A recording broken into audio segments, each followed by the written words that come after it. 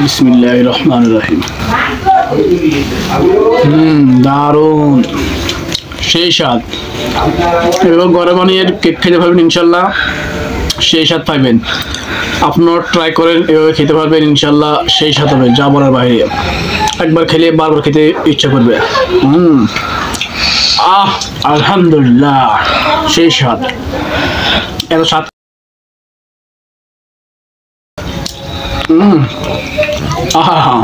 এত স্বাদ করে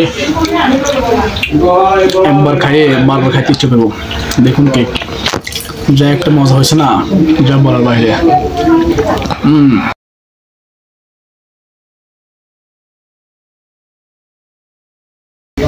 সেই স্বাদ যা বলার বাইরে, এত স্বাদ কা এরকম স্বাদ বাজার থেকে কিনে আনলে পাবেন না আপনি। এত স্বাদ আগে কখনো লাগে না আমার থেকে। আসসালামু আলাইকুম বন্ধুরা, আপনারা যদি এরকম ঘরোয়া পরিবেশে কেক খেতে চান তাহলে আপনাদেরকে ভিডিওটা দেখতে হবে কিভাবে ঘরোয়া পরিবেশে কেক বানালাম। দেখুন আপনারা এই কেক খেতে তাহলে আপনাদেরকে একটু কষ্ট করতে হবে। প্রথমে ডিম নিতে হবে পরিমাণ মতো, আপনারা যতটুকু কেক বানাবেন ততটুকু পরিমাণ মতো ডিম নিতে হবে। ডিমের সাদা অংশটা ভালো করে লাড়বেন এভাবে, আর কুসুমটা আলাদা রাখবেন। এইভাবে আলাদা রাখিয়ে এটা পরে মিক্স করবেন। আগে সাদা অংশটাকে ভালো করে যত মিক্স করতে পারেন, যত লাড়াছাড়া দিবেন ততই এটা মিক্স হবে। মিক্স করতে করতে এটা দেখতে পাচ্ছেন এরকম হবে, যতক্ষণ লাড়বেন ততই এটা ভালো হবে। এগুলো হচ্ছে খাঁটি সয়াবিন তেল, পরিমাণ মতো তেল দিতে হবে, হালকা একটু তেল দিতে হবে, তাহলে আরও ভালো হবে। এটা হচ্ছে বেকিং পাউডার। বেকিং পাউডার দিলে আপনার এগুলো একটু নরম হবে, আবার ফুলবে, একটু খেতে ভালো লাগবে আপনাদের। পরিমাণ মতো বেকিং পাউডার দিবেন, বেশি দিবেন না, আবার হালকা দিবেন। আর কুসুমগুলোকে ভালো করে মিক্স করবেন, যত বেশি লাড়াছাড়া দিবেন তত মিক্স হবে। মিক্স করতে করতে দেখবেন যে সবগুলো অ্যাকুরেট হয়ে যাবে, তখন ওই সাদা অংশের সাথে এগুলো মিক্স করবেন। কুসুমটা মিক্স করে শুধু লাড়তে থাকবেন, যত লাড়বেন তত এটা ভালো হবে। তারপরে এগুলো হচ্ছে চিনি, পরিমাণ মতো চিনি দিবেন। আপনার খাওয়া চিনি যদি বেশি খান তাহলে চিনি বেশি দিবেন, কম খাইলে কম দিবেন। অনেকের ডায়াবেটিসের কারণে চিনি কম খায়, তাই আপনার পরিমাণ মতো চিনি দিবেন। আর হালকা দুধ দিবেন। যদি আপনাদের দুধের গুঁড়ি থাকে দুধের গুঁড়ি দিবেন, দুধের গুঁড়ি না থাকলে গাভীর দুধ দিতে পারেন, সমস্যা নাই। দেওয়ার পরে সুন্দর মতো লাড়বেন, ভালো করে লাড়বেন, লবণ দিবেন, সব কিছু দেওয়ার পরে তেল দিবেন। তেল দিয়ে ভালো করে মিক্স করবেন। যত লাড়বেন তত এটা আপনার জন্য ভালো হবে। বেশি করে লাড়বেন, যত বেশি লাড়বেন তত এটার জন্য ভালো হবে। লাড়াছাড়া যত বেশি করবেন তত আপনার জন্য হবে। তারপরে পরিমাণ মতো ময়দা দিবেন, ময়দা দিয়ে আবার এরকম লাড়বেন, শুধু লাড়তে থাকবেন। ময়দা দেওয়ার পরে ভালো করে লাড়তে হবে, কারণ ময়দা যেন ভালো করেই ফিনিশিং হয়। ময়দা যদি ফিনিশিং না হয় তাহলে কিন্তু সমস্যা হবে।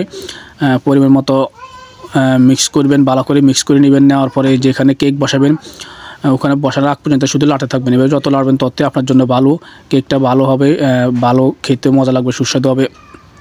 পরিমাণ মতো দুধের গুঁড়ি টুড়ি যা লাগে সবগুলো দিবেন ঠিক মতো। দেওয়ার পরে যেখানে কেক বসাবেন ওখানে একটা কাগজ দেবেন, কাগজের মধ্যে হালকা একটু তেল দিবেন, তাহলে কেকটা তাড়াতাড়ি উঠে যাবে, নাহলে উঠতে একটু কষ্ট হবে আপনার। দেওয়ার পরে তারপরে যে এখানে বসাবেন ওই পাতিলের মধ্যে আস্তে সবগুলো ডালি দিবেন।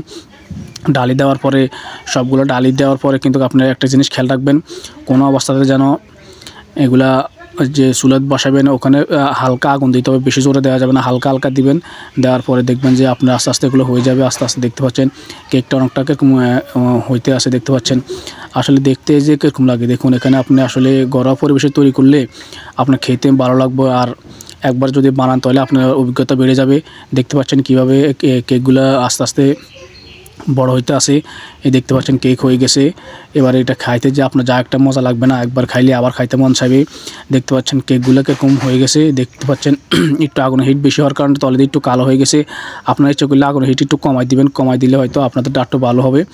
যত আস্তে আস্তে আগুন দেবেন সমস্যা হবে না। দেখতে পাচ্ছেন কেক, এটা একবার খাইলে আপনার আসলে আমি যতই বলি না খাইলে আপনারা বুঝবেন না। একবার যদি খেয়ে খান তাহলে আপনারা বারবার খাইতে ইচ্ছে করবে, আপনারা অবশ্যই এটা বানায় খাইতে চাইবেন। তাই ভিডিওটা যদি আপনাদের কাছে একটু ভালো লাগে অবশ্যই লাইক কমেন্ট শেয়ার করবেন। অন্য কেউ যদি কেক বানাতে চায় অবশ্যই এখান থেকে দেখে বানাতে পারবেন। তাই ভিডিওটা সবাই বেশি বেশি করে লাইক কমেন্ট শেয়ার করবেন। সবাইকে ভিডিওটা দেখার জন্য অসংখ্য অসংখ্য ধন্যবাদ। সবাই ভালো থাকুন, সুস্থ থাকুন। আল্লাহ হাফেজ, আসসালামু আলাইকুম।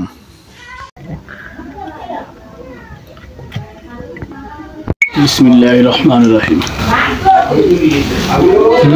দারুন, সেই স্বাদ।